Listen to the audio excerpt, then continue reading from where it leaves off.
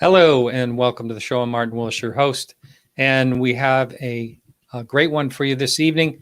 We have Greg Bishop, who's always a lot of fun, and you may have seen him on TV. He's been on a number of shows.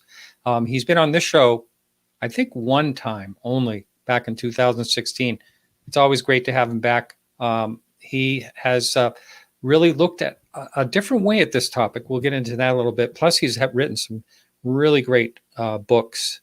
And so I think he was on the History Channels. He was on Unidentified. We're going to talk about that a little bit later on as well. If you head on over to the podcastufo.com website, you'll see our blog this week by Charles Lear is called the Portage County UFO Chase. It's a incident that happened back in April 1966, an interesting one. Where police officers chased a UFO from Portage County, Ohio, for 86 miles all the way to Pennsylvania. And they hit speeds ranging from 80 to 105 miles an hour. And it's an interesting case. I just want to know one thing. When they chased the UFO 86 miles, could it have been 87 miles? I'm not really sure. So hopefully I have. Dale Sparr's son, he was the officer, is going to be on the show at some point. I tried to get him on actually this week after I found out that John Greenwald couldn't make it. And anyway, I was really happy that I forced Greg to come on to the show. And so here he is.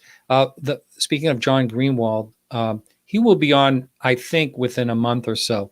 The Black Vault, it's John Greenwald Jr., of course.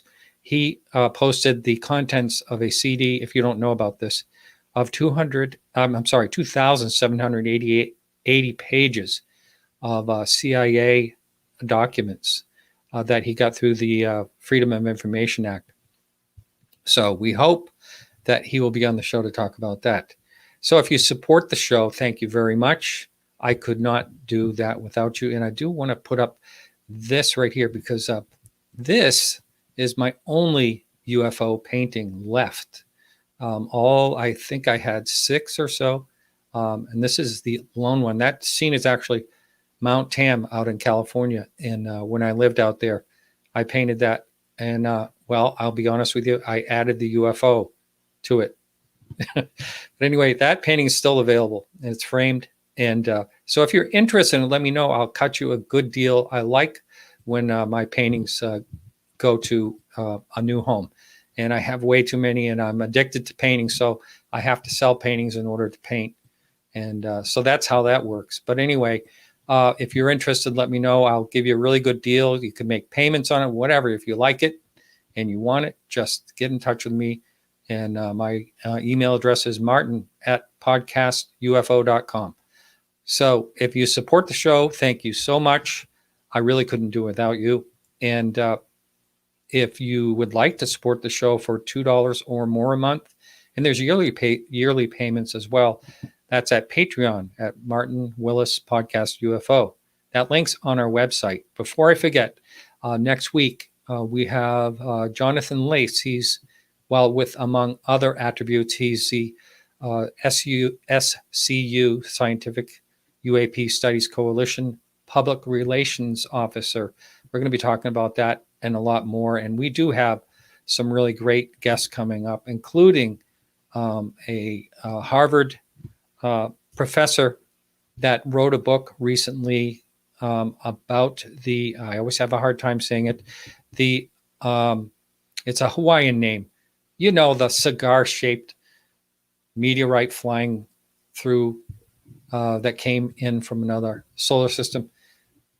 Greg, you're going to have to help me out on that. Do you know what the name of that is? I think it's called Oumuamua. Yeah, you got it. I think you got it. Yeah.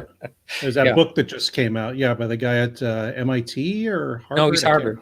Yeah. Harvard. Yeah, that's right. Yeah. So he'll be on. His name is Avi Loeb, and he'll be on. That's March 2nd. We do have a lot of other great guests, along with our great guest tonight, Greg Bishop. How are you? I'm doing good. How are you? Good. Can you, for the person that has not found you, and by the way, I love your podcast. You got to get back to work on that. I'm You going have to post something by tomorrow, actually, the first time in 8 months. Wow. Yeah, I know it's been a long time. That's Yeah, and then awesome. I got 4 in the can, and one of those is ready to go too. So I've got some shows coming up. One of the resolutions is get some more shows up this year. Yeah. And it's Radio Misterioso. How do you say that? Radio Misterioso, but yeah, Radio Misterioso, but it's Yeah. Misterioso, like I guess in Spanish instead of MYS. Yeah. So And the yeah, link's in the show notes and in the text on the video as well in YouTube. But anyway, Greg, can you let the listener know basically what got you into this topic and your background? I don't know what got me into this topic. Reading books when I was a kid. Ah, I was encouraged to read voraciously, and 90% of the books I read were on the paranormal. I don't know why. wow. Yeah, on ghosts, UFOs, big cryptids, everything. They weren't even called cryptids then. It was just Bigfoot and the Loch Ness monster. So yeah, I read those when I was a kid, and then why do I look like I'm tilted? Um, I read those books and then lost interest in it from about maybe 12 years old till I was like 20. And then I had a horrible, like, terrible depression, like almost a suicidal depression. And I decided, hey, why don't I just figure out everything's going to be great for a while and see how that works out? And here we are. But yeah, part of the reason that happened is because I got interested in the UFO thing again, specifically UFOs. I don't know why it's UFOs and not the other paranormal stuff. I'm certainly interested in the other stuff, and I certainly see the connections between them all. Lots of connections. Now, let me just ask that a little bit because I think that's interesting what you just said. Do you mean you sort of have like an attitude that we're not alone and there's like more of a mystery in life and to discover? Is that what kind of helped you at that time? I don't know what it was. I think it was a combination of a lot of things. Maybe it just gave me something to be interested in rather than being horrifically depressed all the time. Yeah. And I'm not advocating, oh, just pull yourself up by your bootstraps, because a lot of times it's it's what neurological, biological, genetic, and you can't help it. Yeah. But at that time, I guess I desperately needed something to be interested in. So I found an article in a zine, it was, what was it called? Strange Magazine. It was published by Mark Travinsky, I think. Was it Travinsky? I think. Out of Maryland. I might be wrong. Anyway, there was an article in there by Robert Anton Wilson. I read the article, and the article kind of opened my mind up to everything connected with the paranormal. It was basically an excerpt from the New Inquisition book, the book about science being its own kind of religion in some ways. Meaning, it had a high priest, and it had dogma, and it will excommunicate people if they say the wrong thing. All this, not to say, and I'm not against science at all, but it's given us wonderful things like going to the moon and cell phones and us talking right now, and cures for diseases. But when we're talking about the kind of stuff we talk about, at least up to a few years ago, it was kind of a death sentence for anybody that openly expressed continued interest in paranormal stuff. And thankfully that's changed. I mean, you're going to have this guy Avi Loeb on next week. He's part of that. Yeah, and actually March, March 2nd. But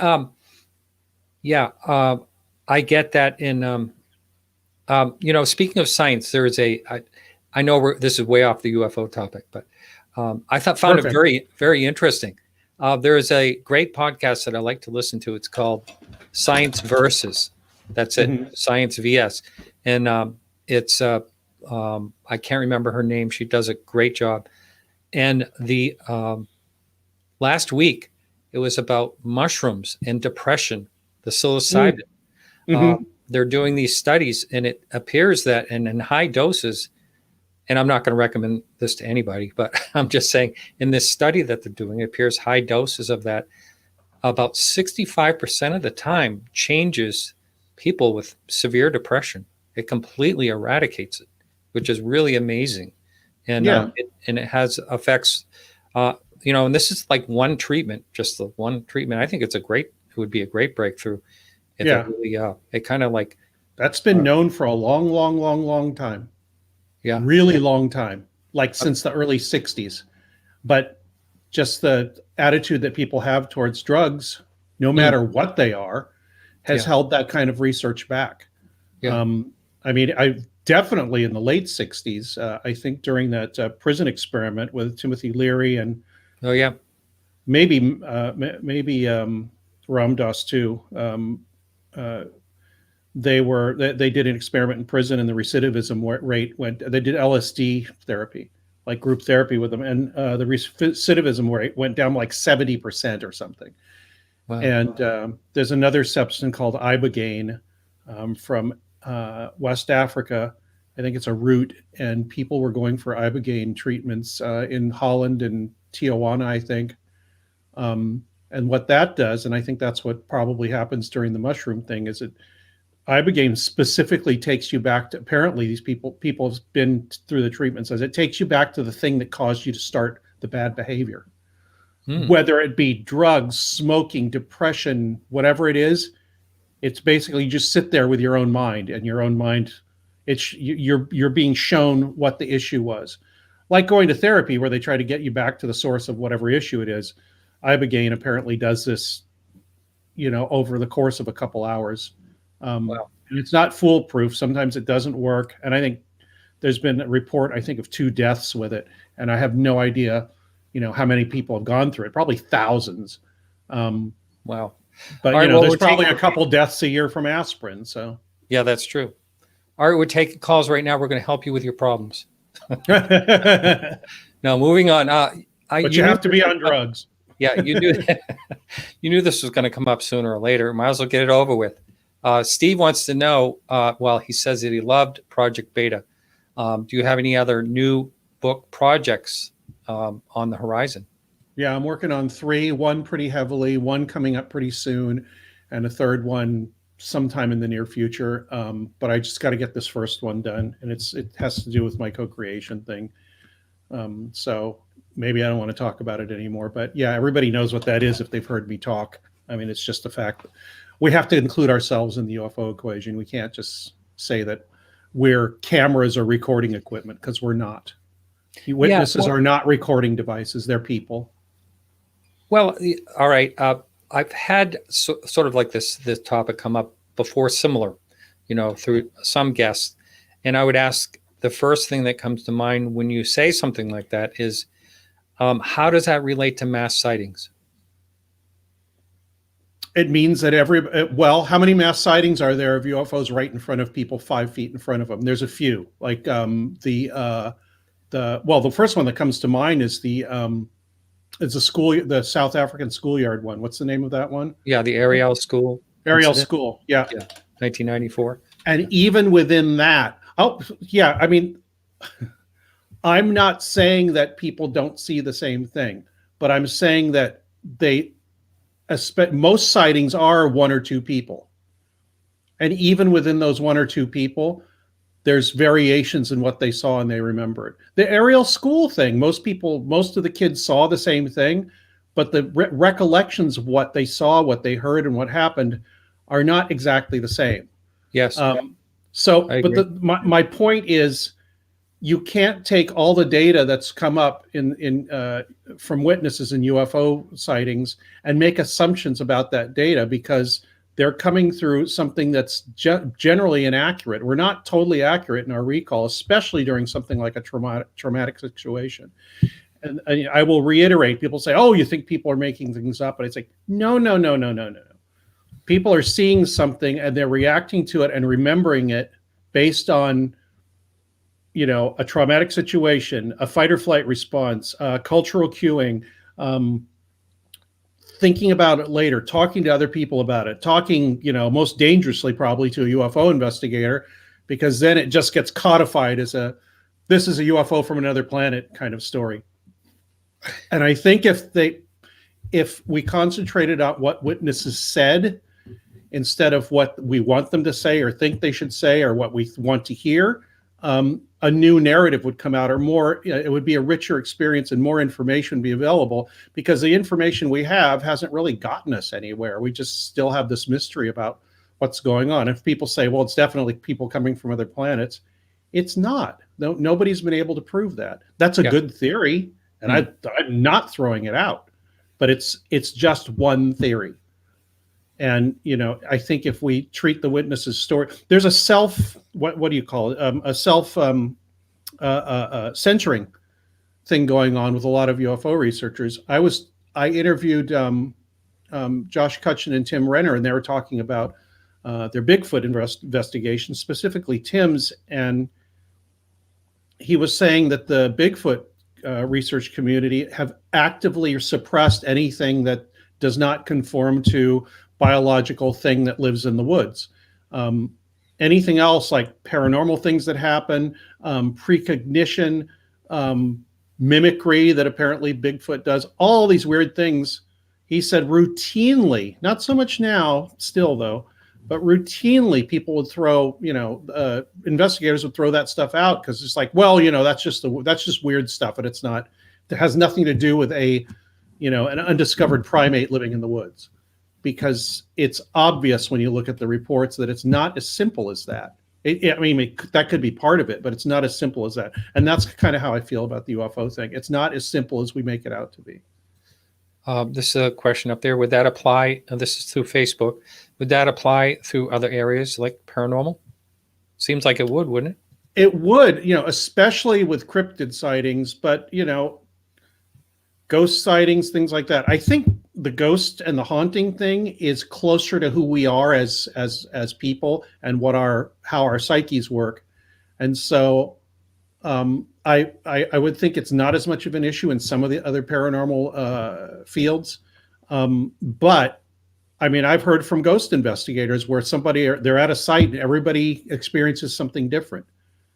There's something there, but somebody sees an entity, somebody sees a light, somebody, feels a cold spot. I've been in that situation. I went on a ghost hunt and people saw and felt different things. It was all coming from the same thing, but I didn't even know if it's dead people. The DPH, the dead people hypothesis, is something that's also becoming, is being questioned in the ghost hunting or the haunting community or whatever. The people that are into that, that study that kind of stuff. Do you think that it's the mind trying to interpret what is happening, or do you think it's a memory thing? In other words, if they wrote everything down immediately after an incident to get everything they can think of instantly, do you think that would make things Slightly more uniform? No, it would make things less uniform. And what did you say? There's a different, like memory and what was the other thing? Memory and the experience at the time. Yeah, the experience at the time. Do you think they're experiencing different things at the same time? Yeah, the way that memory works, as far as I know, this is some of the stuff I want to talk about in the book. The way that memory works is that memory is concerned with what's useful to you, not what is accurate to you. What's going to keep this from happening again? So the mind concentrates and remembers those things. Like if there's a lion running after you, well, what the first thing you do is you hide or run up a tree or whatever. But you're not going to remember what other animals were in the area or what direction the wind was blowing or anything like that. All you remember is I had to run up a tree. So your mind is already self-censoring what's going on. You can't possibly keep track of everything that's going on. We would go insane. Yeah. So, evolution there's a guy named, what's his name? That researcher, Donald Hoffman. I was looking because his book's right here. Visual intelligence. And look at the subtitle. How we create what we see. How about that? And his argument is evolution has developed in us this thing where we recognize and remember what is important to survival, right? Or getting food or reproduction or whatever it is, something that keeps you and your whatever your group of living things are whatever keeps it alive and keeps it going and keeps it well fed and all that, that's what is useful to you, and that's what is remembered. So I will give you an example, and I use this in lectures. He created equations having to do with survivability of species, meaning he created mathematical equations that had to do with availability of food and climate and sickness and rates of birth and survival of young organisms and stuff. Ran these through real world data, meaning, data that had been collected over hundreds of years, probably, or at least the last century, on survivability of species, like, a group of turtles in the Galapagos or something. And then he ran them as simulations, meaning what would happen in any given group of population of animals, what would their survivability rate be based on what their perceptions were. And he said in every single instance, the animals or the populations that saw things that were useful to them rather than as they are or as they were the ones that survived. So I think that's a really important lesson for UFO researchers, meaning, we're remembering and seeing what was useful to us about the experience, not what the entire experience was. And I took it a little further. I was saying if there's a video or a film or a picture associated with a sighting, that will be your memory of the sighting. It won't be anything that was going on. Your entire memory will be there to prove that picture is what you saw, no matter what you saw when it was going on. I really think that is true. Like there could have been 100 things going on, but all you're going to remember is, oh, that's the picture. That's what I saw. Because your memory just goes, whoop, okay, this, I've got an image here. This is what I saw. And the other thing is you're using that picture to prove that you're not crazy to other people. Look, I've got evidence of it. But the thing is that picture is not what happened. That is a photographic representation of what happened, not the experience as it happened to the person. And if we can get closer to the experiences that happened to the person, I think we can get closer to what it causes it. That's my most important question right now. What causes UFO reports? Not what are UFOs or where do they come from or, what does the government know or anything? The most important question is what causes the reports? Why do people report what they report? Why do they perceive what they perceive? And if we can figure out how the machine works, quote unquote, maybe we can figure out how it's picking up whatever it's picking up, and maybe we get past that illusion of what we think it is or that our minds think it is. So, yeah. How about that? Have you yourself ever had a UFO sighting? One time. I was going to see if my book's here. I can show you the picture I drew of it. And it was, I've had 3. 2 were really far away. One was at Burning Man in 1996. And no, I was not on any drugs. Uh-huh. There were lights that were moving, I don't know how far away, so far away I couldn't tell, but they were moving vertically and horizontally like an Etch-a-Sketch, like 3 or 4 lights, very slowly too. And helicopters don't do that. Yeah. They don't go like this. They were doing this. They were all doing, no drugs I was on.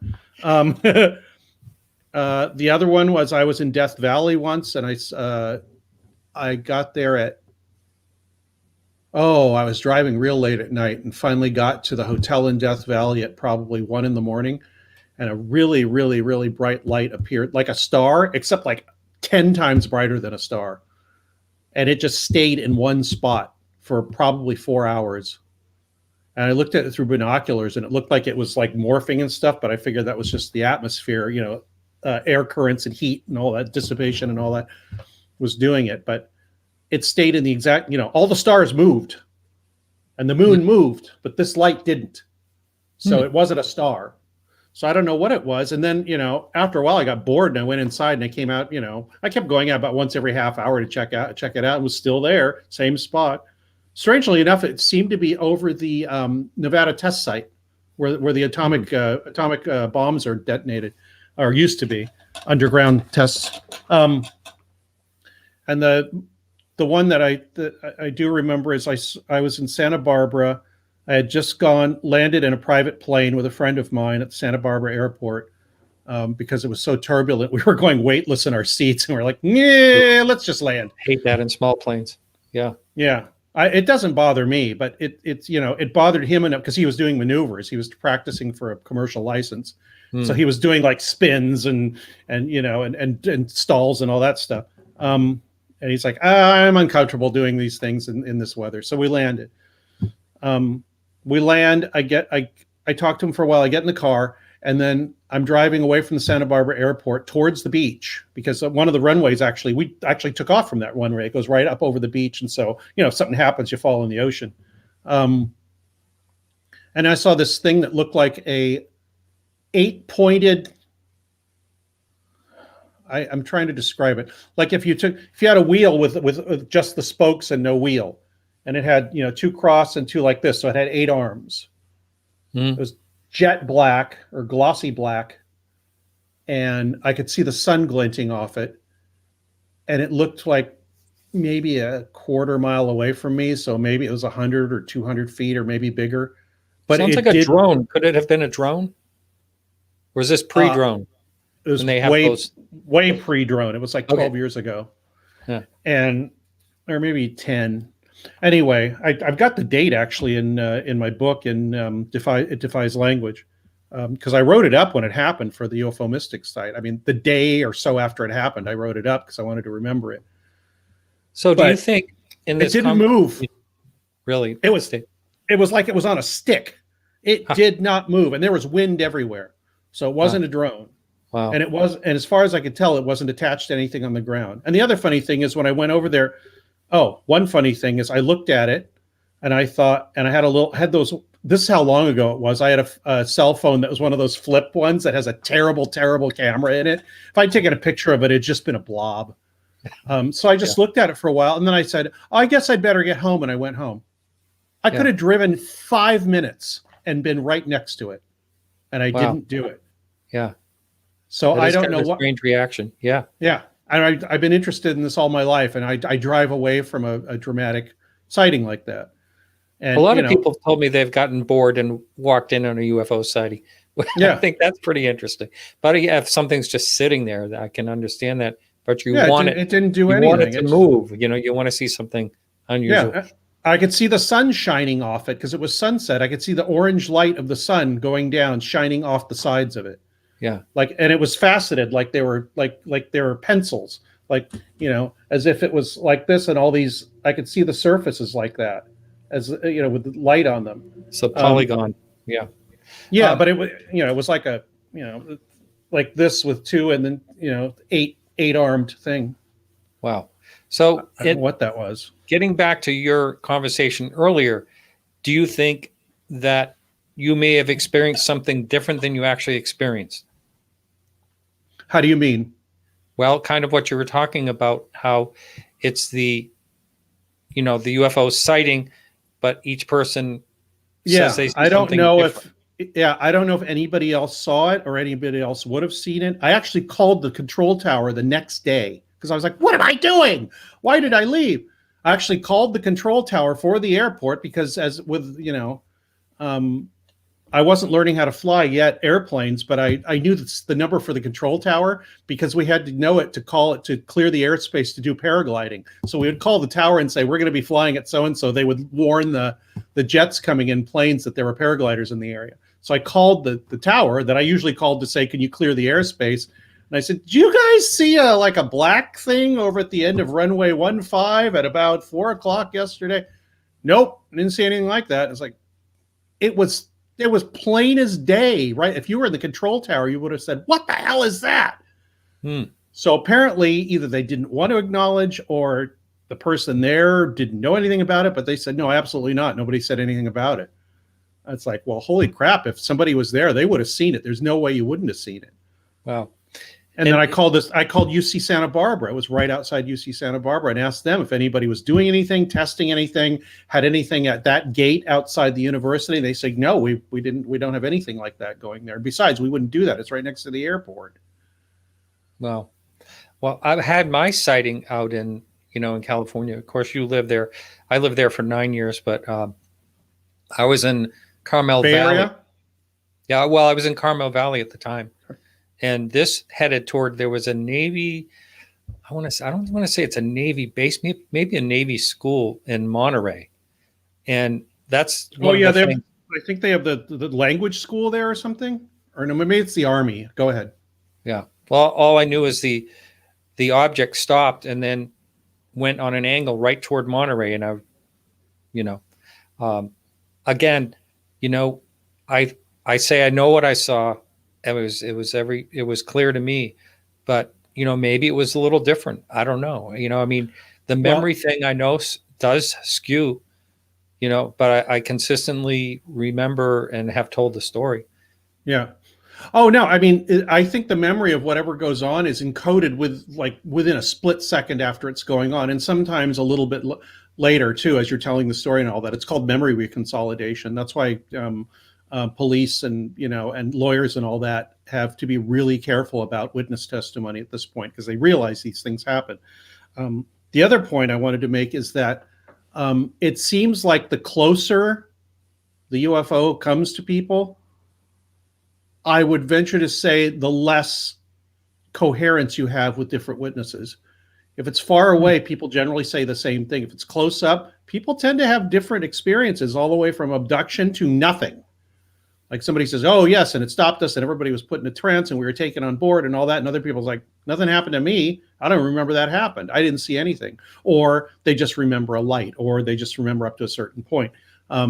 And people can posit that, aliens are telling people what to think and blocking their minds out and all that. And I think which could be true, but we're so good at reconsolidating and our own memories. I don't think the aliens need to really do that much because it's the variation, the way people remember things is so widespread. I've got a T-shirt I sell that has a UFO on it. It says, mimic the obliqueness of the subject, meaning the subject is not as concrete as anything else. Like if you want to talk about fixing a car or building a building or whatever, or even to the point of maybe even solving a crime, these parameters are known. They're pretty standard, and everybody has some sort of experience with it. But if you talk about a UFO sighting, especially a close-up one, hardly anybody has had that experience. At least if you pick a group of people. And that means that whatever they remember has to be hooked into something they know about, or at least something that makes sense to them, whether it's frightening or dream logic or whatever, but something that makes sense. Because if it makes no sense, it just kind of falls off the table and you don't remember it. I think that's why a lot of people don't remember a UFO sighting until years later, because there's no place to put it in a box in their brain, and it just sits there until something reminds them of it. Yeah, there's been a lot of cases of that. You're right. This question is, did you say earlier that he questioned the aerial sighting? No, that's not what he was saying. Basically what he was, you can correct me if I'm wrong, Greg, but you were saying that different witnesses claim to more or less see different things. And that's my experience too, because I've interviewed 3 of them so far. And they all had seen similar things. But when it comes to actually talking about the beings, whether they floated or were on the ground, one said that skipped along really fast and like sort of blinked in and blinked out while it was going toward a pool, I believe he said. And the hair, long hair, some said no, there wasn't long hair. So, it's all different there, but all, something definitely happened. There was something. I question the sighting. I don't question that it happened, and I don't question something extremely strange happened and very traumatic to some of these kids. No doubt about that in my mind, or very little. Well, I question just like what you said. I mean, because there's some variation. What recall is, if I was standing there, I don't know what I would have seen. If a camera was standing there, I don't know what the camera would have seen. Yeah, I really don't. It might have no relationship to what those children said, because a person is not a camera. It's not even close. A person recalls things. I mean, people have a photographic memory, but you can have a photographic memory, but it's going to be your memory, not some what's the objective observer. Nobody's objective, and we have to realize that it doesn't mean nothing goes on. It just means we have to take it into account. Yeah. And what you said earlier, I totally agree with about, there's a lot of like well, they say humans don't have instincts, but there are things like the fight and flight, and whether you're going to be eaten by a predator, that type of thing. That makes our brain put something in a box, like you said. Yeah. So what it has we see, to. That's the only way you can deal with things and still, keep stuff straight in your head. because you have like 70,000 thoughts a day or something in your head going on anyway. Yeah. Really interesting. So I do want to say in the chat room, if you have a question, please do put it in caps so I catch it. It doesn't go by. And just a reminder, we will take calls in the last half hour of the show. A question I had, you were on the History Channel's Unidentified, which I thought was a really good show. But there was a situation, and I'm not, to be honest with you, even though I've tried to get him on the show, I'm not really a fan of Richard Doty. Yeah. But well, I'm not a fan either, but I used to know him. Go ahead. Yeah. I guess what I would like to ask you is, they sort of downplayed Paul Bennewitz in that whole situation, and sort of like there was, like, he really didn't see anything over a Kirkland, in my opinion. Am I getting that wrong? I don't remember. I think they had me on as a skeptic about what the government might know about UFOs, and I mean, I think they wanted to portray me as this researcher that's really looking into documents and what the government really knows, and it's like, no, it's not. That's not it. But yeah, I don't. They only had a certain amount of time to present whatever my part was. I only saw it once. I saw it when it was broadcast. And I didn't get the feeling you did that he hadn't seen anything. I think the point of the whole segment was that the government's interested, and the certain segments of the government will, they have their own agendas, and that you have to keep that in mind when looking at government UFO information and interaction. So I think that was a point of having me on, and their point was, no, TTSA and these people here are not like this. We're just to show you what can happen. We'll have Greg on and talk about it, but that's not what's going on here. I think that's what their conclusion was. I don't totally agree with that, but at least they were fair to me on the show, which is better than I can say about a lot of shows. Anybody who's been on here that's been interviewed, a show comes on, you're like, hey, how the hell did they get that out of what I said? But they'll edit things to make you look like you said something that you didn't actually say. Yeah, I actually had that happen on a podcast once where I was shown footage, and they said, we want to get your opinion of this footage. And so I said the positive things about it, and then I said, here's why I don't think it's a UFO. And they cut that right out. Right. So all it said, it just made me sound like this is a real UFO. Yeah.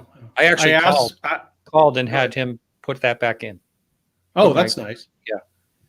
Yeah, because most of these shows, what they have is a narrative, and you're part of the narrative. You're one of the characters in their show, and the character has to stick to whatever persona they have identified for that character. And most people with decent discernment skills are not like that. It's like, because they'll interview me and I'll say, what do you think about this thing? And I'll tell them, I said, well, it's possibly this, but it could also be another thing, and I'm still kind of up in the air about it. But for right now, my opinion is this. And they say, well, no, could you say it this way? And they'll try to put words in my mouth. I'm like, no, I am not going to say that, because that's not what I think. They said, well, that's basically what you're saying. And it's like, no, that's not what I'm saying. And so I've not been on a whole hell of a lot of shows because of that. Actually, I was kind of surprised they put me in unidentified, because they did the same thing with me. Could you say it this way? It's like, no. And they say, okay, let's move on. Like I said, they were nice about it, but you can tell they're doing the same thing that these shows usually do. Any kind of show, doesn't even have to be a UFO show. Here's our so-and-so expert, and he's going to say this, or she's going to say that.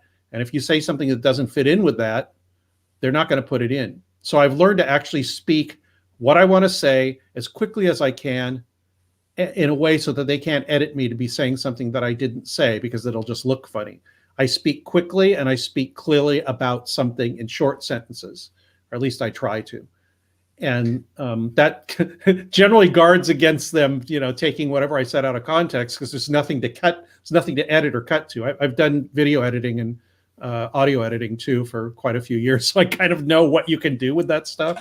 So yeah, there was a show on TV called Market Warriors or something like that.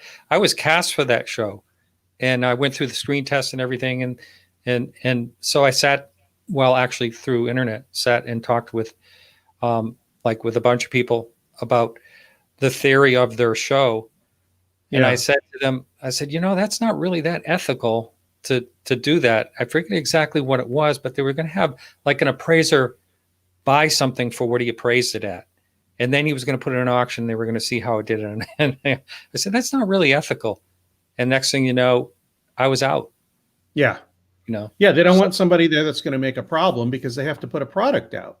Yeah. You can't have dissension when you're trying to do a production. Everybody has to work together. And that's just a fact of putting together a TV show or a movie or whatever.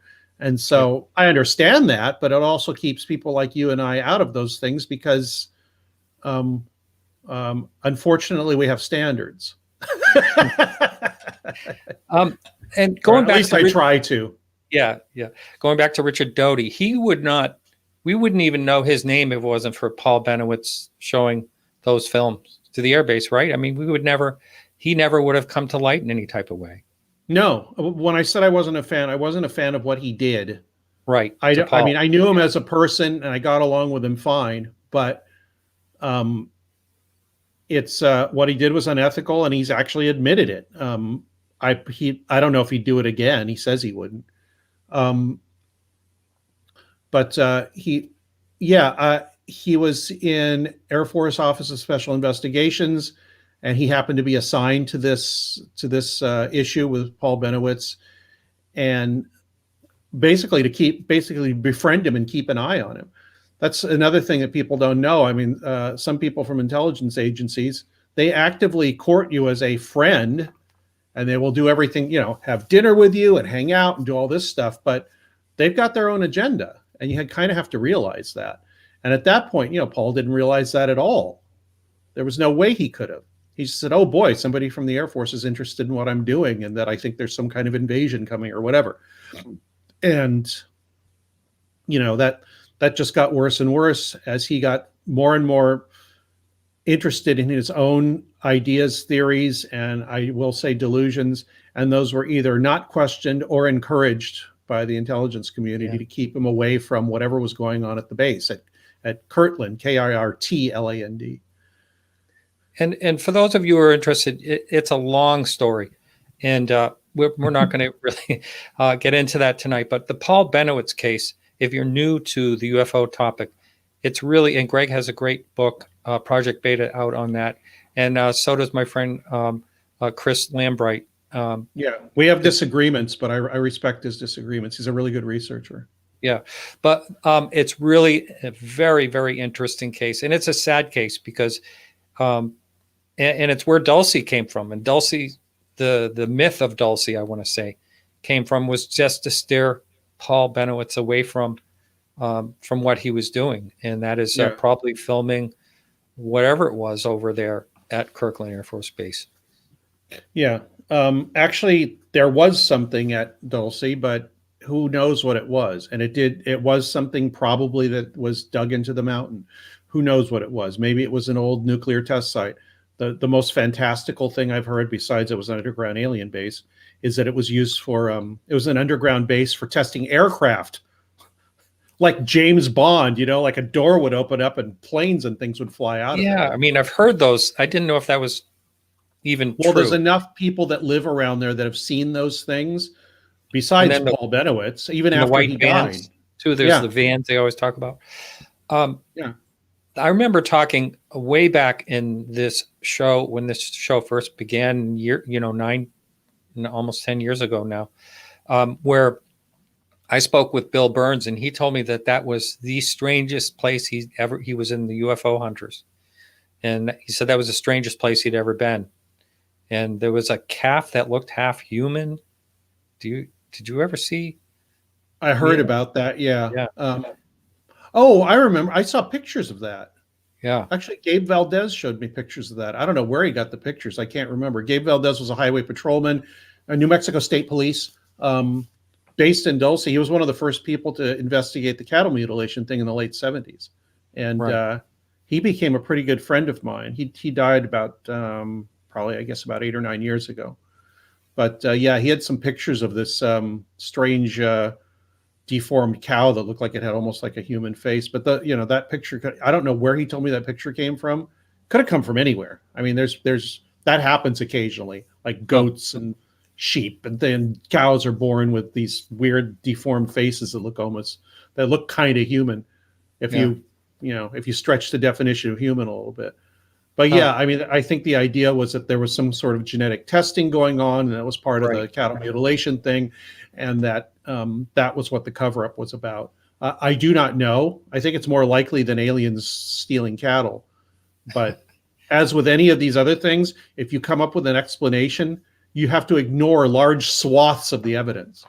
And so, it's a genetic experiment. Well, what about the lights people see, and what about sightings of things being floated up, and what about what about organs removed with no incision? It's like, this doesn't this doesn't conform to what any idea that people have. The alien idea doesn't work in every case. The testing, biological testing thing or monitoring doesn't work in every case. So the occult, what is it? The cult activity thing doesn't work in every case, or most of them actually. So there's no one explanation that makes total sense for all of this. Just like UFOs or Bigfoot or a lot of these things, even ghosts. Yeah, yeah. This is going back to what we were talking about earlier. Mary Grace wants to know: were you disappointed in the way unidentified portrayed you? I was pleasantly surprised that I was okay with it. I wasn't even slightly unhappy. I wasn't like, oh boy, this is wonderful. I just thought, wow, they're pretty fair. They didn't really make me look like a crazy or an idiot or anything like that. So I was actually kind of, I was okay with it. Like I said, I wasn't disappointed. I wasn't overjoyed. The reason I was happy was kind of like, they didn't screw it up, So that's kind of how I felt about it. My participation in the show was fine by me. I had no, sometimes Martin, you might know, you'll see something you were in and you get this feeling in the pit of your stomach, like, oh God, why did I do that? I didn't get that with Unidentified, luckily. Wow. I wonder if there's going to be another season of that. I haven't heard one way or the other. I suspect not, since TTSA because of the split up of TTSA, basically breaking up, and one of the stars of the show left. So right, yeah, that kind of could kill that a little bit. Going back to what we were talking about earlier in the memory thing, Belinda wants to know: is there a relation between light spectrum and our memory? Some things can be seen by camera and not by the naked eye, which is so true. Yeah. There might be, but I think our memory can only deal with what was available to our senses at the time. Yeah, I mean, there's a whole thing. People have taken infrared and ultraviolet pictures. Trevor Constable did this in the 50s. He wrote a book called They Live in the Sky, and he was taking pictures of the sky, and they see these things that look like blobs or amoeba or something, which might have been a problem. I remember that. Yeah. Problem with the film, but he was doing that with infrared film, and other things have shown up in infrared film. So I think the relationship between a light spectrum and memory, there really isn't any one, except that if it's in the visible spectrum, we can see it, whatever it might be. How we remember it is, who knows? Yeah. Like I said, if your memory and going back to something when it's happening might be vastly different, especially with something as unfamiliar as a UFO sighting. If it's the first time it's ever happened to you, well, maybe not even the first time, but it's just not something you expect. And so your memory is going to consolidate into something that works for you. Even if it's absolutely horribly, a terrible experience or a frightening experience. I think I said somewhere in my essay about this, I wrote in Reframing the Debate, UFOs Reframing the Debate, whatever it is, your mind has to have some placeholder for it. So it's going to start searching everything to figure out what box can I drop this in so it can be useful to me. And you might even be, that might even include dream logic, because at least dreams are in your memory. So, like I said, it will be filed in the way that is most useful to you, by what you saw. I don't, unless whoever it was can elaborate. I think we're just dealing with the visible light spectrum for a witness. Yeah.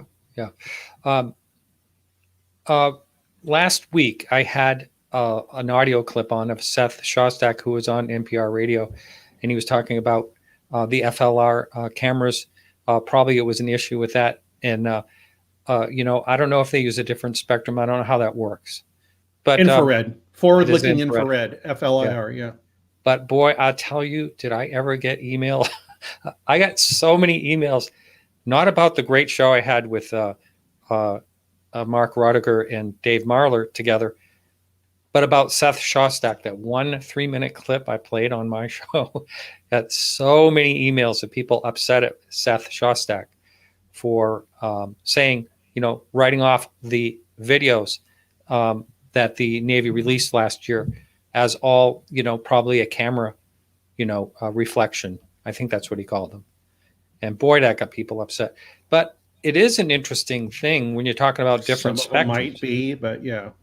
But I don't think you can't dismiss all of it just by making this wide sweeping statement. Oh, it's all reflection and infrared. Really? Do you know how infrared cameras work? Can you give us examples of where this has shown up before and looked like a UFO? No, he can't. I'm sure he can't. Plus all the other data that goes with those. And the witness testimony and all that. It's like the other thing is, I don't care about videos and film anymore. It proves nothing. It proves that there's something going on. We know that. We know there's something going on. What about a really 800 more? A really good video or a really clear, good picture like that Polaroid that was, Australian Polaroid way back of that saucer the guy took in his garden. Yeah, that would be wonderful if it changed everybody's mind that needs to be changed. It hasn't, so apparently it doesn't make any difference. Yeah. You know what I mean? If you already think there's something going on, pictures don't, that's wonderful. The only reason people are interested in pictures is skeptics use them to say that there's nothing going on, and believers use it to say, what's wrong with you? Of course there's something going on. It's like, well, of course of course that's what they're going to use them for. The use they could have, the usefulness is if we look at these photos, examine them, and hopefully have, like Chris O'Brien's San Luis Valley project, we have them and take these things with infrared and in different spectra and see what might be going on. We might get some more information about what it is that the camera picked up.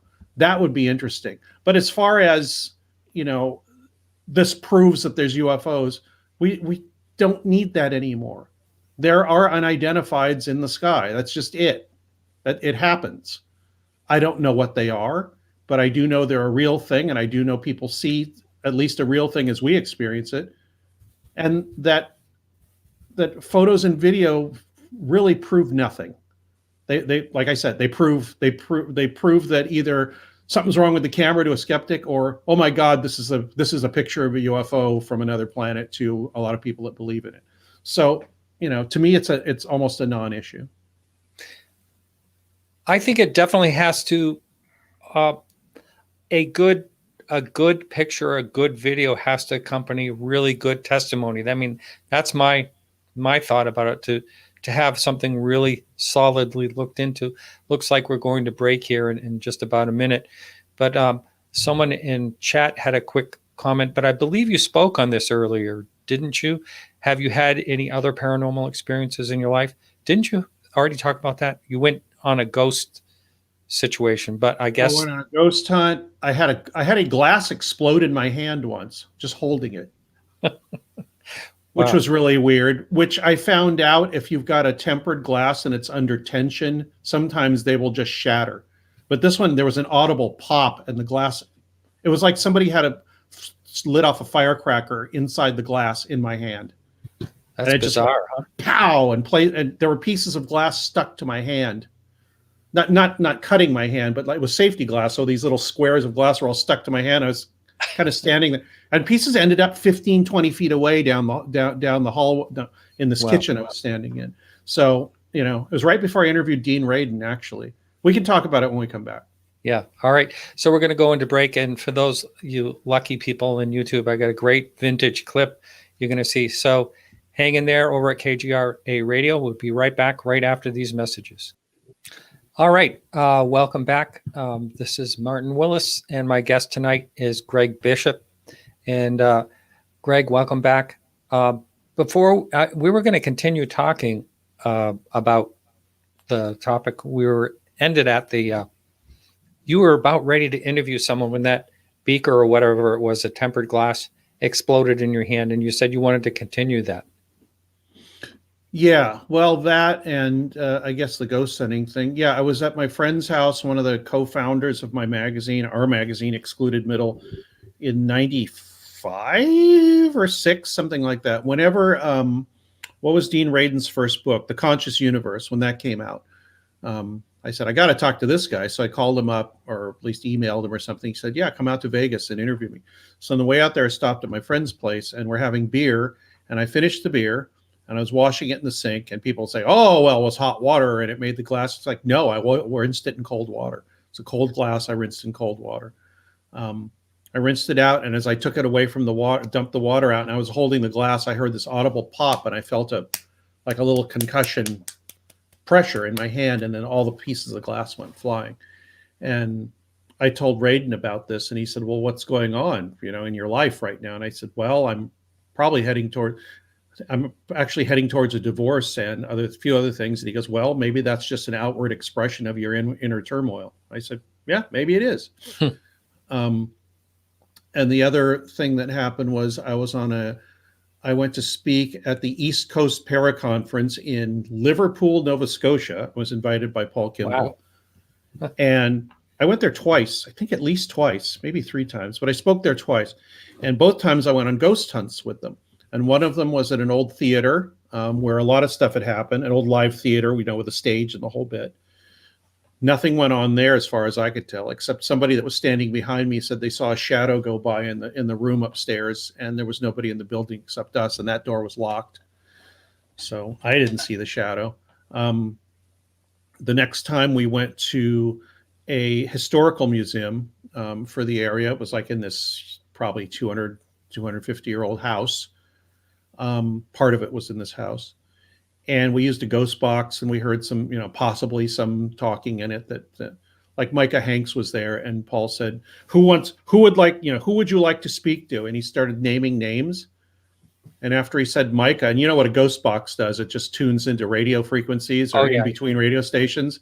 So all you hear is like snippets of talk, which you can make anything you want out of. That's right. In a lot of cases. But we're all sitting there. He's named all these names. I think Ryan Sprague was there, and Micah Hanks and I and Aaron Gullius. And everybody in the room distinctly heard the radio say, Micah, which was pretty funny. Yeah, that is. I mean, it could have been part of some other word or whatever. But anyway, I mean, the chances of somebody actually saying something that sounded like somebody's name were pretty slim. Could happen. But that wasn't the impressive thing. The impressive thing is we went to another room, and they had this, that 2 things happened, 2 or 3. We went to this room, and it was a room with a lot of old costumes, not costumes, but clothes from the time, and artifacts from that they had found in the area in glass cases and stuff. And Paul's cameraman on his ghost hunting show said, oh, there's a cold spot here. And he'd gone through hundreds of them. So he's just like, it wasn't any big deal to him. Oh, there's a cold spot here. And I thought, yeah, right. And I walked behind him, and it felt like I walked through a wall of air conditioning, and it was warm in the building. It was probably 80 degrees in the middle of the summer in Nova Scotia in Canada in the evening. It felt like 80 degrees in that building. But it was almost like, I want to stay here because it's nice and cool here. But it was basically like an area very specifically defined where I walked, and suddenly, bang, it was cold. Wow. And then I walked another foot, and bang, it was warm again. And then I tried to go back through it, and apparently it was following the guy or whatever, but I distinctly felt that cold spot. And the other thing was I came back on the room and Ryan and Paul were sitting and looking at this thing called a REM pod, which is this little machine that's about that big around and about this tall. And it's got temperature, pressure, electromagnetic field instrumentation or detection in it. So if it gets colder, a little blue light goes on to show, blue LED comes on to show you that the temperature is, it's detecting the temperature's dropping. If it's getting warmer, a red light will come on, and they'll just blink on and stop. Or if it picks up a magnetic field, another like a speaker comes on or whatever. But anyway, and it's got a little mic, it's got a little antenna on it, so it can pick up radio frequencies. Anyway, I walk in and Paul and Ryan are just sitting on the floor looking at the thing. And I say, "What's up?" And they said, "I think I think Mac Tony's is here. Our friend Mac, that Paul and I were pretty good friends with. He passed away at the age of like 31 or 2. He wrote a book called The Cryptoterrestrials, which is it's mind-blowingly great. And I was happy to have known him. Anyway, Paul said, "I think we have Mac here." And I said, "How do you know that?" And he said, "Well, watch." And he said, he had this code set up, like 1 for yes, 2 for no thing. And he says, if this is Mac and not somebody messing with me, then can you? And the thing blinked once. The blue light came on and blinked once and went off. And then he asked more questions, and the blue light would blink once or twice. And I said, "Well, maybe the temperature's changed." And I said, "Turn it off and turn it back on again. Maybe there's something wrong with it." So he did that, and it kept doing the same thing. It would only react when he asked a question. The rest of the time, it just sat there doing nothing. And this went on for a while. Yeah, this went on for a while. And then we thought, well, let's go upstairs. And so we went up into the attic where they stored everything, which they called the void. I don't know why. You get up there and it's pitch black if they turn the lights off. But we went upstairs to this attic where there was storage, and there were mannequins there, like mannequins, dress forms with like where the neck's cut off. That's just flat. Pretty freaky looking. Yeah, I mean, it was just, they just look like there's no arms or anything. It's just like this torso that you can put clothes on. And strangely enough, Mac had this weird mannequin fetish. So we thought it'd be funny. Yeah. He used to put pictures of mannequins up on his website, which was called Post-Human Blues, strangely. And the thing was, the Is light. it really? Yeah, it was called Post-Human Blues. And the light that was going on the REM pod was blue. It was it's getting colder light. So his cameraman said, "Let's try something." He took the little REM pod thing and he put it on top, like where the mannequin's head, the neck was cut off. There's a flat spot. So he put the REM pod on it. So it looked basically like this figure with this weird robot head with an antenna coming off of it. As soon as he put it on the mannequin, the blue light came on. And he said, "That's weird." And he took it off and the blue light went off. And he put it back on and the blue light went on again. And the temperature had not changed. It was hot in that attic. Yeah. How about that? And I said, "Turn it off again and reset it." So he did. He turned it back on again. It went through its little thing, beep, beep, beep, ready to go. He put it on top of the mannequin. Whoop, blue light comes on again. Oh, that's and the only time it was on, it was when it was sitting on that mannequin. And then when we went downstairs, what's supposed to happen is when the temperature's changing, if it's getting colder, the blue light will go on and it'll beep. Or if it's getting warmer, the red light will go on and it'll beep. As we went back downstairs, nothing was happening, although he kept it on. As soon as we got back, as we went downstairs and it was getting colder, blue light blinked and it went beep like it was supposed to. So apparently it was working, but it did all these other weird things while we were messing with it. The other thing that happened there is there was a big group of people in that same room using what's that thing called again with the speaker, the ghost box. And they thought they were getting answers or whatever. I really couldn't hear it. Oh, we could hear a child crying. I don't know why a child crying would keep showing up how long do you have a child crying on a radio show? Because it went on for, I don't know, about a minute or more. We just kept hearing once in a while this child's crying voice. A diaper commercial or something. Maybe, yeah. A minute-long diaper commercial with a baby crying through the entire thing. Or a child. But this woman said, "Something just went by me just now," because she said she felt something go by. and psychosomatically or whatever, I felt a tingling sensation start in the heels of my feet and go up the backs of my legs and my back and then off the top of my head. It was a really weird feeling. As she said, that thing just went by me. I felt that right as somebody across from me said that they felt something too, which that can be put down to some sort of, suggestion, I suppose. But it was a very weird feeling. I've never felt anything like that before or since. Oh, wow.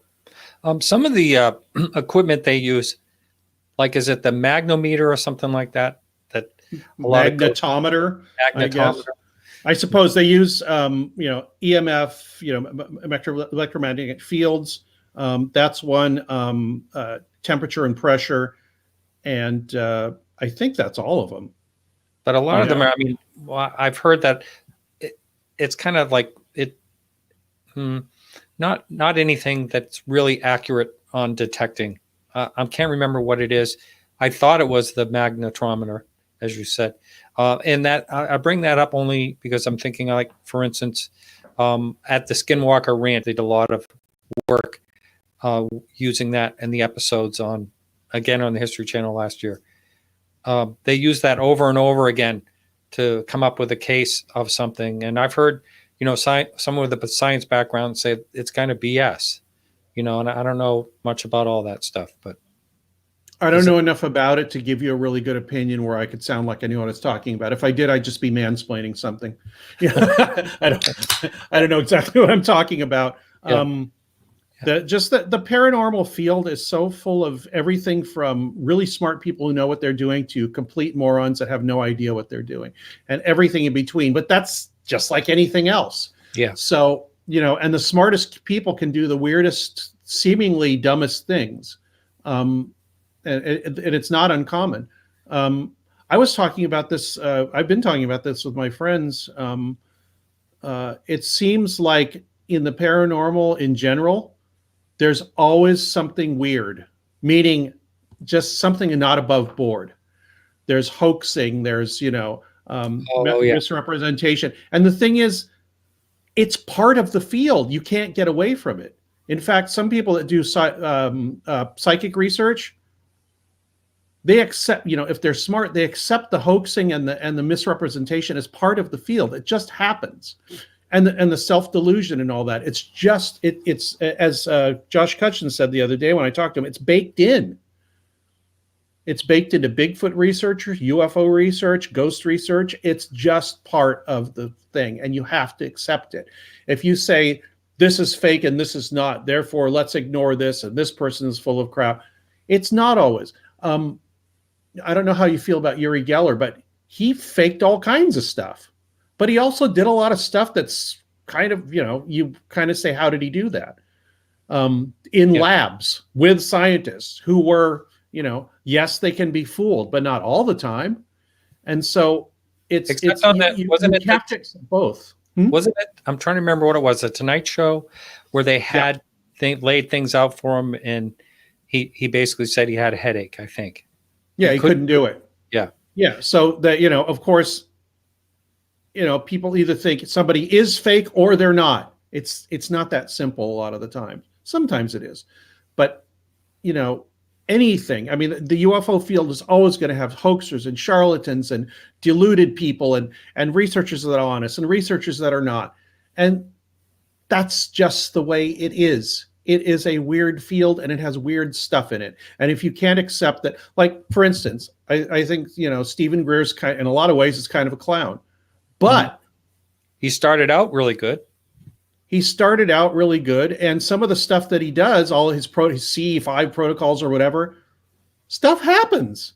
I've talked to people who are not delusional and not stupid and they've said amazing stuff has happened using his techniques and when he's around.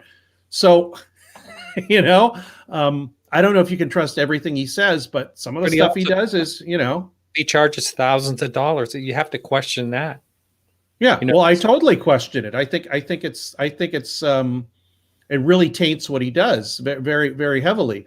But the fact is that if you throw that baby out with the bathwater, you're throwing out, I think, some valuable information. I'm sure there's a bunch of the audience are going, oh my God, he doesn't think Stephen Greer. And the other half are, why are you being so mean to him? and Yeah. that's fine with me. But Yeah. that's the way it is. It's just you can't totally pass judgment on everything. I mean, some people you can, like Sean Morton or whatever. But if there's a lot of cases where it's not so clear, and you have to be okay with it not being so clear. Or if you're constantly either trying to prove or disprove something, I think you miss most of what's going on. I said there's this "I told you so" disease. People want proof of these things so they can go to their friends and say, "See, I told you so. I'm not full of crap. I'm not crazy." Yeah. And that's unfortunate because the "I told you so" thing gets in the way of I think some good discernment about what's useful and what's not. I'm sure you know who Michael Horn is. Yeah. Michael Horn represents Billy Meyer in the United States, and he basically put in a request to be on the show, and I said, no, I do not believe in a lot of the things that Billy Meyer has put forth. And so he said, well, give me examples. And I should have just not gone back and forth with him. And do not engage. Yeah. So I said, okay, the Dean Martin, I forget what they called, the gold something singers. And the Semyazi picture. Yeah. Yeah. And they're the picture that Billy Meyer says were the aliens, visiting him, that type of thing. So he had a whole explanation for that. And anyway, the back and forth went, and I just said, I'm not responding to you anymore. So just leave me alone. This is Michael Horn. I don't care if whatever. He said, okay. He says, I'm putting something out on the internet. It's going to go live and it's going to say that you're spreading COVID. And he says, sue me if you want to. That's how he got back at me for not putting on him on the show. He's actually written to me asking to be on the show, and I did not respond. Yeah, that was smart.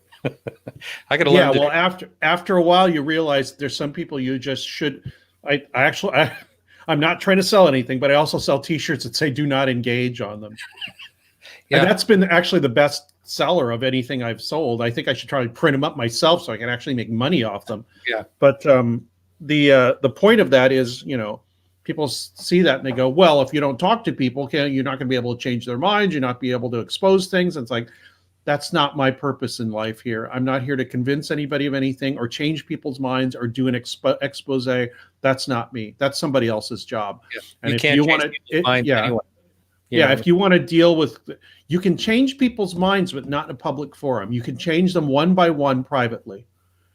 That is probably the most effective thing. I've had horrible fights with people online, and then I write to them offline. I was like, "What's the deal here? Are you pissed off or something?"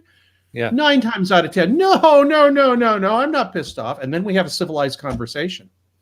Yeah. I think truth matters. And there's a real problem with truth in media and this country and you name it, social media, whatever. There's so many conspiracies about everything. It's like I stay off social media now. That's another story. Someone wants to know, do you think research on Skinwalker Ranch could give us useful answers on the UFO topic? Thank you, Deke. Yeah, thank you. Yes. If you had to, force me into an answer, I'd say yes. I don't know how I'd go about it. Probably not the way that it has been, but I think the original scientists there for Bigelow, there was a discussion as to whether they should kind of go at it new agey, shamanic, whatever, or they should go at it completely scientific with instrumentation and data and all that, and the data people won out. And I think that's a problem. I think both should be pursued. Because we can perceive things that instruments will not pick up. We can interpret things that instruments cannot pick up or interpret. The human body and mind and psyche are just as valuable an instrument, even notwithstanding the inaccuracies I said earlier, are just as accurate in another way as an instrument that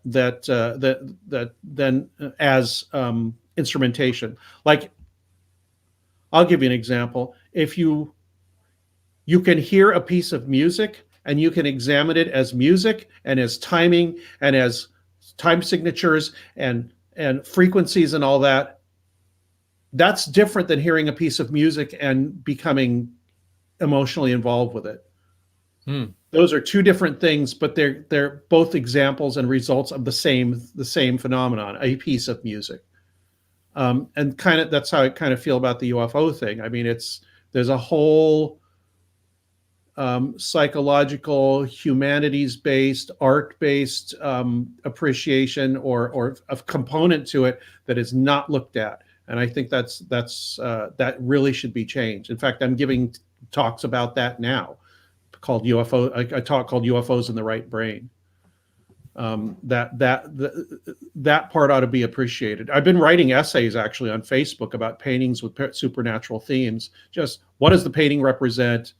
What can we tell about the artist and the time, and what they thought about whatever the phenomena they're representing is. That's very interesting to me right now, and I think that should be we ought to have more artists as ufologists that aren't like Bud Hopkins was fine, but he was very analytical about the way he went about things.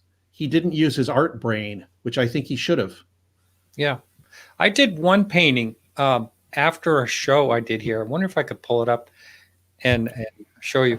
But it was completely, I just kind of like didn't even think. I just took my brush and different color paints, and I'm going to pull the picture up. And I sometimes write prose about things that I'm thinking about, and if I have to think about it, it doesn't work.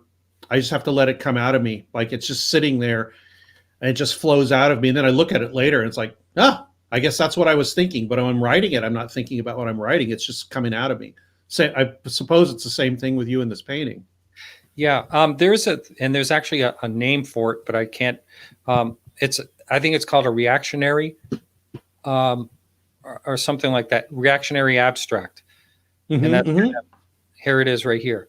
So it really means, and I call it Newton's third law of motion. I think that's what the name of it is. But I just did this in like a body at rest will tend to stay at rest. A body at motion will tend to stay in motion. Is that what you're talking? That's the third law, right? I think that is. It's darn close. Yeah. Wow. Have you ever played Jeopardy? You should be on Jeopardy. I would lock up. I had a friend that was on Jeopardy. And he was a champion. He won a car and everything. Oh, wow. And he had like actresses calling him up trying to get dates with him. It's like, maybe I should go on Jeopardy. But I don't know if I'd win. The thing was, when he was on and I was sitting in the audience watching it, I think I would have won. I was like, oh, damn, I wish I was on. I knew the answers. But if it's sports stuff, I don't know unless it's baseball. So I would fall down on that. Yeah. You were talking earlier about the good with the bad in the UFO field. I guess you want to say that the being part of it, all being part of it. I was recently contacted by someone who said they're new to the topic and please share what videos I think are real on YouTube with him. And I said, I basically can't think of anything right now, but you probably want to stay away from these channels. Yeah.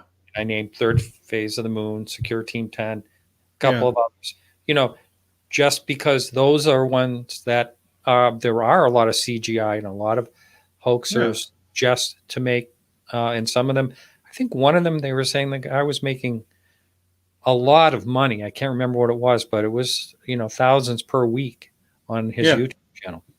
Yeah. So, yeah, that's why people should stay away from that kind of stuff. I suppose I should warn people away from it, but I'm not a crusader. I figure people are going to figure this out for themselves. And if I point it out, it's just going to make people mad. Yeah. So. Oh, by the way, I keep seeing this. People don't know what it is. It's actually an old. Oh, wait a minute. Let me get. It's a logo from the old Boeing company when they first were in the Northwest. So it's basically a totem pole with the Boeing on it. That's awesome. I just wanted to make, because I'm looking at it, it's like, oh, it looks like a cross. I wanted to make sure people, it's like, no, I have nothing against religion, but I'm not representing or anything. If I am, it's for the Boeing company. And you're a pilot, a private Yeah. pilot, and Yeah. and how many hours have you logged so far? Oh, nothing, like maybe 300 or 400 hours, something like that. Oh, okay. I was going to ask you if As far as flying goes, that's basically nothing. I've had Yeah. far more hours actually paragliding than I've had flying because I've been doing it a lot longer. Wow.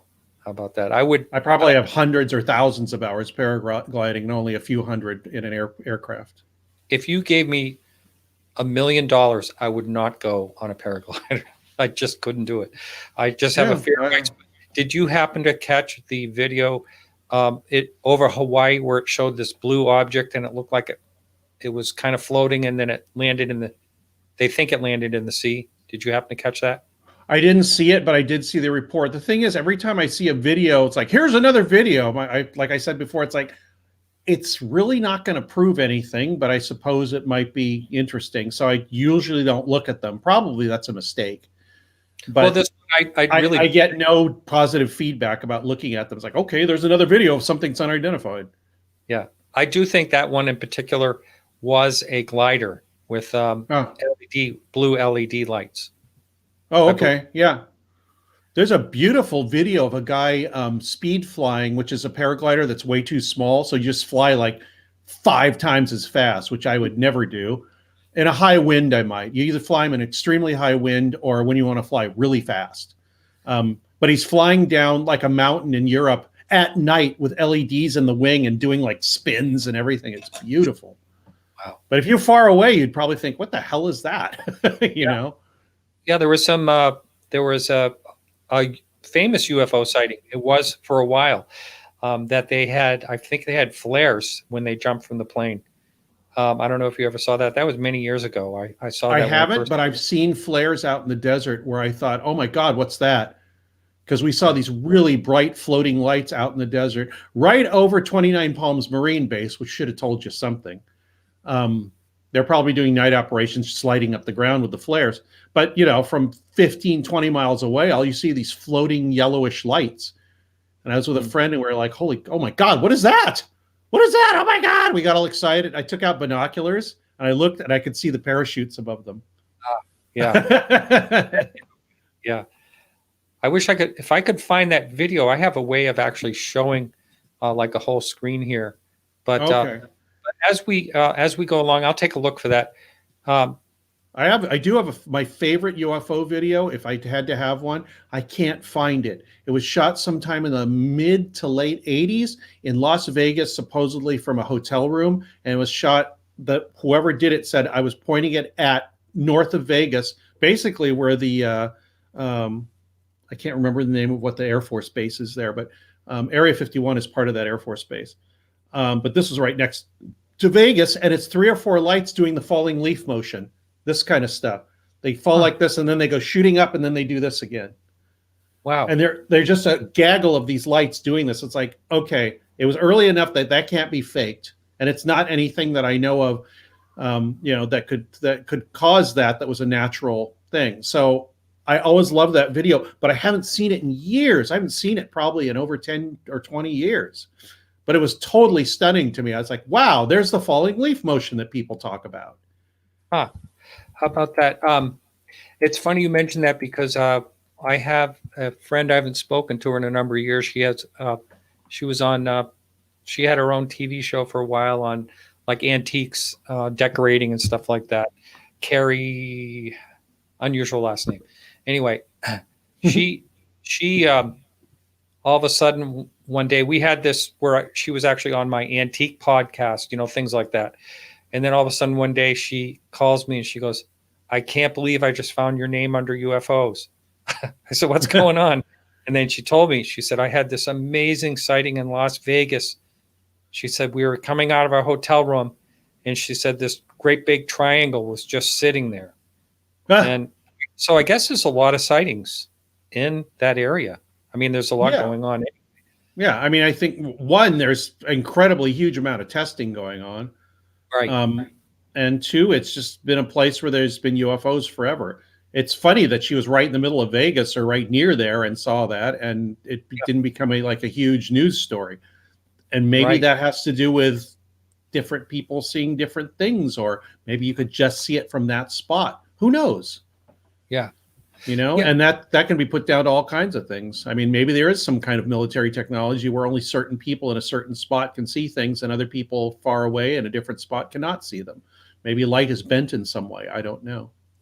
I had a show where I don't do a lot of these, where it's a witness of a single UFO incident, but according to him, it was pretty spectacular. His name was Tim Senor. He was on a few weeks ago. Some people didn't really care for the show all that much, and then some people really liked it. But his sighting was pretty spectacular. Looked almost like a portal type of thing, situation with other, several objects or whatever. But it was just him, his father, his mother, and I think the kids. Maybe his wife too. He never really mentioned that. But that was one of the questions I had. Such a spectacular sighting. There were no other witnesses. I mean, he contacted MUFON, put in, maybe someone reported, since it was in Oregon, maybe they reported it to Peter Davenport instead. I don't know. Yeah. But I reported my sighting to Peter Davenport, to the Peter Davenport's organization. They said, "Thank you. Anything else you've ever heard like that?" Nope. So that's where it went. Yeah, it went to the National UFO Reporting Center, not to MUFON or CUFOS. I sent it. I think CUFOS was still around then, 2008 or 7 or 8, 9 or something like that. But I forgot what I was saying. For some reason I just wanted to report to the National UFO Reporting Center, not MUFON. I was already kind of pulling away from dealing with MUFON anymore at that point, I guess. I don't dislike MUFON. I just dislike the way it's run, and the fact that in a more greater sense, that a top-down organization cannot examine the phenomenon in the way I think it should be examined. They're having a bit of issues right now. Well, I mean, since Jan's issue, I don't think it helped any, and I don't know. No, I mean they had problems before that too. It just gets worse and worse and worse, and I don't know why people didn't leave en masse. They did the first time, and then some came back. The only problem is, and I go see MUFON. I've spoken to one MUFON meeting since then in up here in San Fernando Valley for Jeff Krause and Earl Gray's group, their MUFON group. And I keep asking people, like, why do you stay with MUFON after all these scandals and everything? And the answer is, and it's a legitimate answer, I have nowhere else to go. There's no other groups around here where I can meet people and talk to them about this subject and be able to talk freely about it and be around people who know what I'm talking about. And I said, you know what, that's a legit reason, but I still think you should leave. And the thing I say is, look, if you've got a burning issue, question, piece of research that you want to do, form your own group and do it. In fact, when I spoke at the MUFON thing, I encouraged people to do that. And there was somebody there from the national office, and they did not look happy with me saying that. But I didn't care, because I think that the subject is much more amenable to many, many different people looking at it from many, many different viewpoints independently. I think that's where a lot of answers or understanding or whatever will come from, not from a giant organization where a few people at the top determine what's going to happen and where all the information goes and has a certain idea and collects all the information for TV shows or whatever. However far down that rabbit hole you want to go. But the point to me is that a democratization of the study is probably going to be a lot better for the subject than one or two big groups telling everybody what they think. Wow. Because the subject is not a top-down subject. It is a completely democratic subject. You know what I mean? If you've got an idea about it, it's probably right in some way, no matter how insane it sounds. Well, I know it's probably very hard to start something.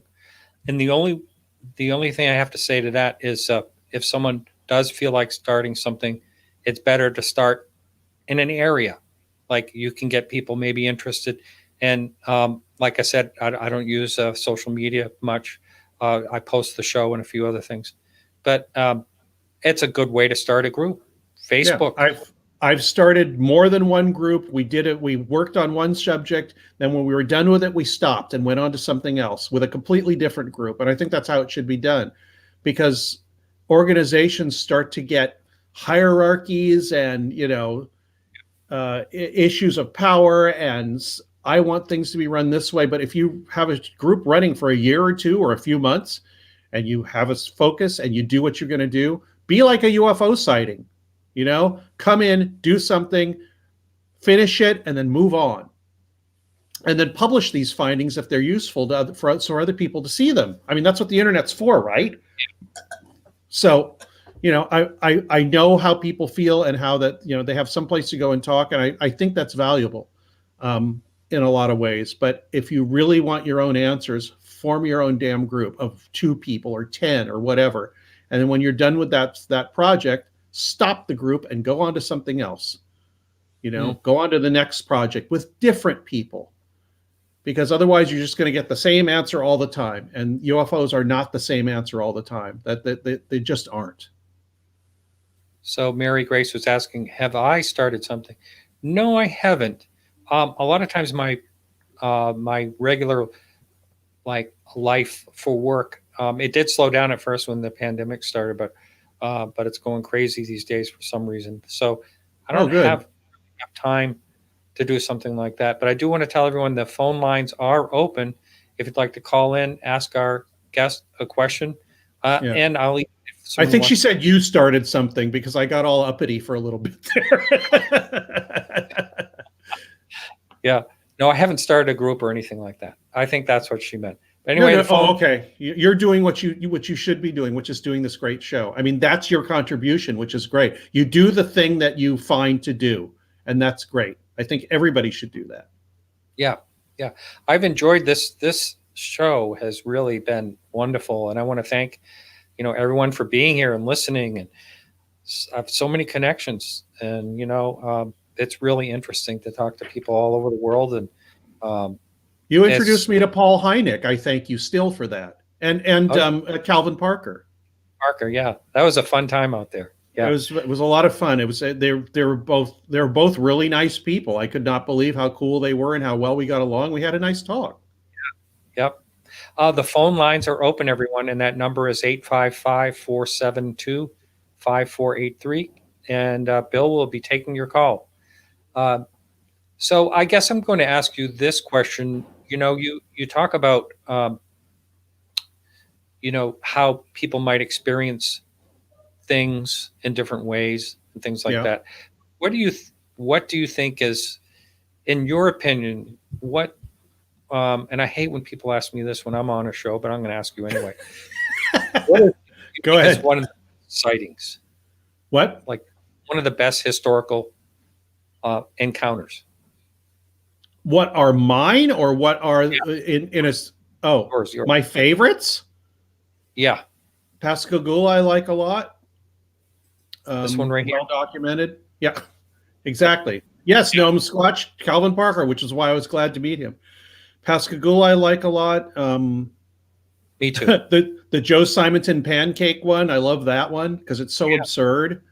I like the Papua New Guinea Father Gill case. Yes. I love that one. Yeah. Those are just a few. Even Dale Spar that you were just talking about recently, the Portage, Ohio case, right? Because his life was completely changed by that thing, and it was kind of ruined, just like poor the guy. What was his name in Iowa? I can't remember his name. That's another favorite. I can't think of it right now.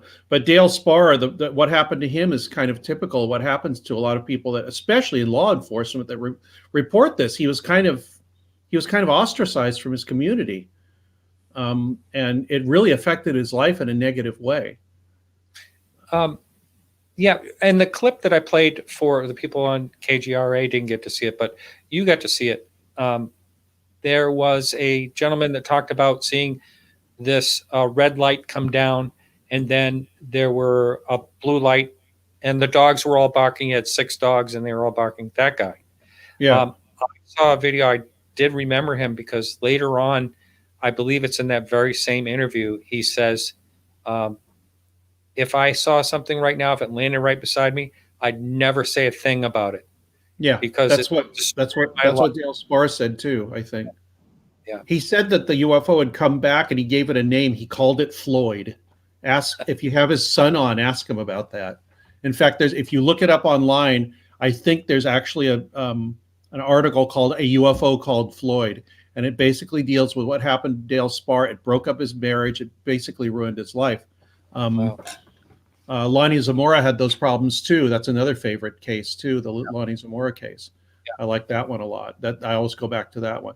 But yeah, I mean, there's so many classic cases. I can't think of any more recently. I mean, I like all of Whitley Strieber's stuff because of his viewpoint, and I keep saying this on shows, and people say, "Well, do you believe him or not?" I said that's like asking me if I believe the Beatles. That's like asking me if I believe Monet's what his motivation was for painting the water lilies. That's not the question. The question is, how is the subject coming through his mind as an artist? What is he trying to communicate to you? And he's not trying to communicate to you that, you know, at least in my view, that you must believe that aliens and UFOs are here and they're walking to his bedroom. What my take on it is, this is what do you think of his interpretation of what's happened to him? And I think it's a valuable interpretation. Like, you know, why are they so popular? Well, because there's something that they said in a lot of their music and the way he presented it that connected with a lot of people. And that's kind of how I feel about Strieber and maybe even Travis Walton and people like that. It's just kind of like, well, not really Travis, because he doesn't try to, his view is that this happened to him and it's exactly as he described. But yeah, I mean, I think there should be a lot more art and music dealing with this subject. I have a collection of like 200 UFO songs from the 1950s up to now. How about that? I had Whitley on a few months ago, and I took a lot of flack for that. Screw those guys. How come you didn't call him out? What do you believe everything? And I let him talk. I just let him. Yeah, I had that same thing. Yeah, I had people criticize me for having him on and not questioning. It's like, that's not the point. The point of having Whitley on is not to say, well, did this really happen? Where's the proof? It's like, that's not the point. That is not the point with Whitley. And if you think that's the point of UFO study, then you go right ahead. I think it's far more rich than that. And it has to include the right brain and our creative side. And, you know, I wrote an essay many years ago called "Are UFOs a Cosmic Art Project?" And my point there was a UFO sighting will affect people in ways that is echoed. The only other thing that you can come close to is something traumatic or something beautiful or inspirational, like seeing a movie or hearing a piece of music or seeing a great piece of art or whatever. Those change the way people look at things. Sometimes it changes their lives. UFO sightings, the closer they are actually, often change people's lives in the only other thing I can equate that to is a great piece of art. It affects you so deeply that you start questioning everything, you start seeing things in a different way, and it may, you know, change your life in profound ways, and it has. And that's not data. That's not something that's in a row of data. That's something that goes deeper into who we are. And, you know, the right and left brain should be both honored when studying UFOs. I feel strongly about that at this point. You know, I know I'm going off the topic a bit here, but you just mentioned art. No. And I did a on my antiques podcast, I did a really nice show with one of the experts of Da Vinci, and it was about the Salamangundi painting recently. A few years Salvador ago. Mundi, you mean? Yeah, Salvador Mundi, yeah. Okay. Sold for $400 million, you know, the most expensive piece of art ever sold. Yeah, yeah. But they had a film, Christie's, I think it was, had a film before at the exhibition, and they had people come up and stare at it. And it was showing the people, it was showing them, not them like it was the camera was facing them when they were looking at the artwork, and Yeah. there was so many people were sobbing, and Yeah. Leo DiCaprio, and they had a lot of celebrities too, and they were just tears in their eyes looking at that thing. And art is moving; it can be Yeah. Yeah. moving. You Now can't there's describe what's happening to you. The only that what's being communicated is not in language. And that's exactly what happens in UFO, in a lot of UFO encounters. Something is communicated, even if it's just from you, but you can't describe it in language. In fact, putting it in language demeans the experience, I think. Vermeer, the artwork is just crazy, wonderful art that you can look at. The girl with the pearl earring, 400-year-old painting, and it looks like it was painted yesterday. I mean, the girl. Oh, looks, the Vermeer painting, the girl where with she's the pearl. looking over her shoulder. Yeah, that one's amazing. We do have Ron calling. Ron, welcome to the show. You there, Ron? It's me. Great. I forgot to do that. Great Ron, show. welcome. It's My fault. Yeah. I had a question for both of you. What has been your most compelling sighting, and how do you tell somebody about it when you see it and it's like you cannot believe what you're looking at? And so, how do you describe that to somebody who's going to be a skeptic? I don't think you can, because their mind is already made up. It's unfortunate. So it's part of that new do not engage thing I have. If somebody's not going to listen to you and honor your experience, then it's not really worth talking to them. I mean, it's not. Why try to convince somebody who's not going to be convinced? The other thing I think of when you say that, Ronald, is that I don't know if you know this, and I'm sure you do, but I've noticed this. You'll go to conventions or talk to people or whatever. People that have had this experience of seeing a UFO, close or far away, the only way you can describe it to somebody is if somebody else has had that experience as well. I'll see people come up and they'll immediately, even though their experiences are completely different, they will both know exactly what each other's talking about. And that's indescribable. I don't know really how any other way to put that. You don't know what it is unless it's happened to you. So, I mean, of course you're going to get grief from people who don't believe you, but you kind of have to not care what they think, because they're never going to believe you. So why bother? That's at least the conclusion I've come to. Yeah, good point.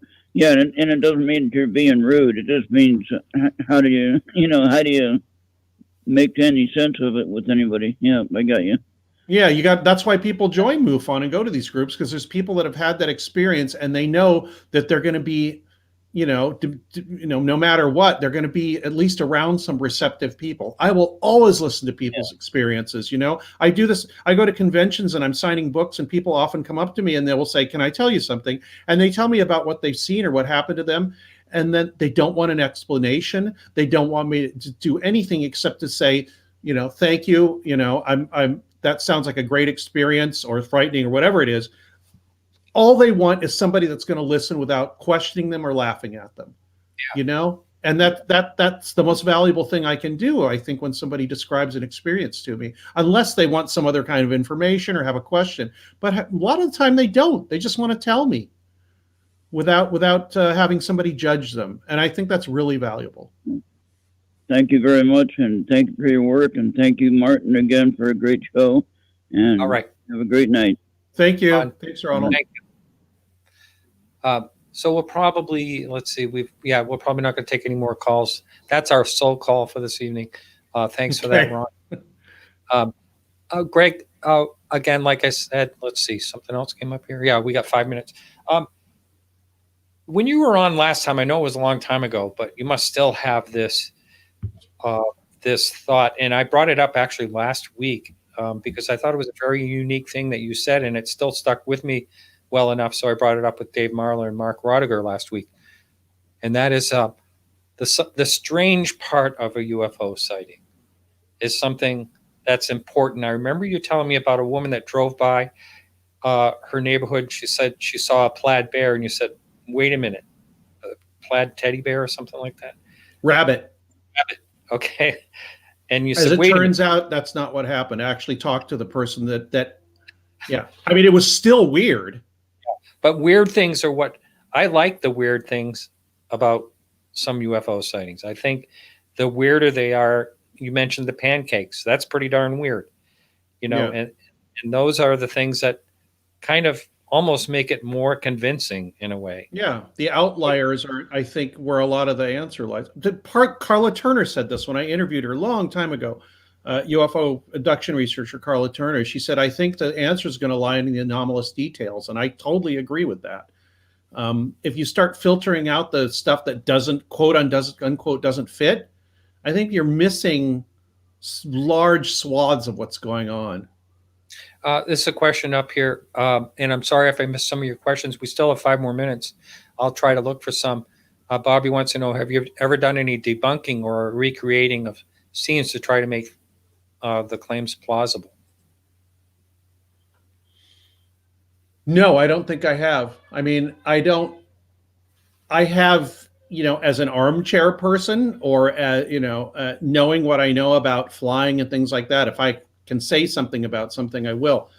But no, I mean, I guess I've done some debunking of things. I wrote an article about UFOs and Renaissance paintings once, and I got so many nasty emails and messages about it.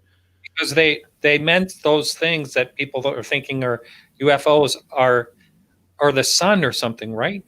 Well, it depends. I mean, I was saying that if you know some of the history around some of the, and this is just Italian Renaissance paintings. I wasn't talking about anything else. People's like, oh, well, everything in history is fake then. It's like, no, I was just talking about UFOs and Renaissance paintings. One, because my only degree is in art history. And two is because I'm very interested in the Italian Renaissance. It's just a thing that I like.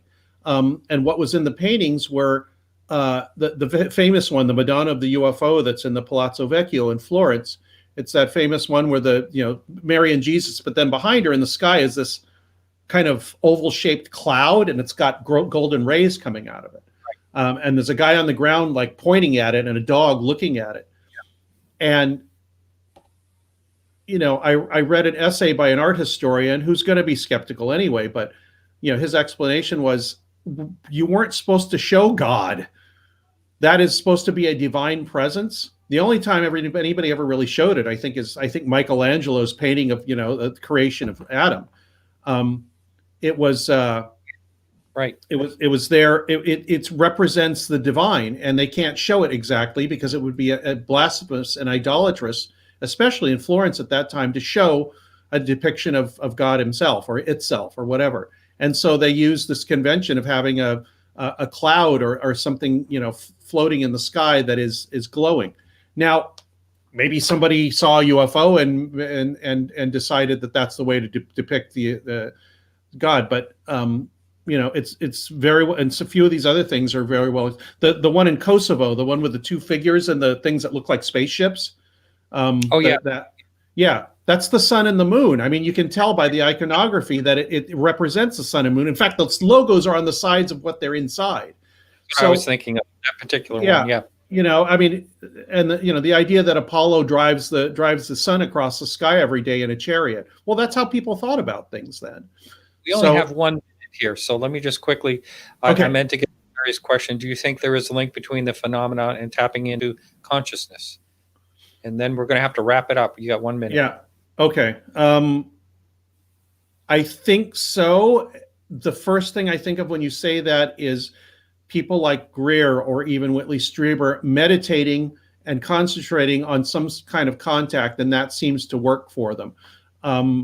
I think there's a very deep connection between the phenomenon and what people call consciousness, especially your subconscious, and that that should probably be explored more. It's just kind of anathematized because of the UFO subject and consciousness. But I think there's a definite connection with it. Also, what Whitley Strieber's wife Anne said, there's a connection between this and what we call the dead. And I think that's a very important connection too. Wow. Greg, we're past time. So anyway, Thank you so much. Thank you so much. And we'll talk to you soon. Thank you. All right. Thanks. Take care. All right, everyone. So that's it for the show. Thank you so much. And remember to come back for Jonathan Lace next week. And also remember to keep your eyes to the sky.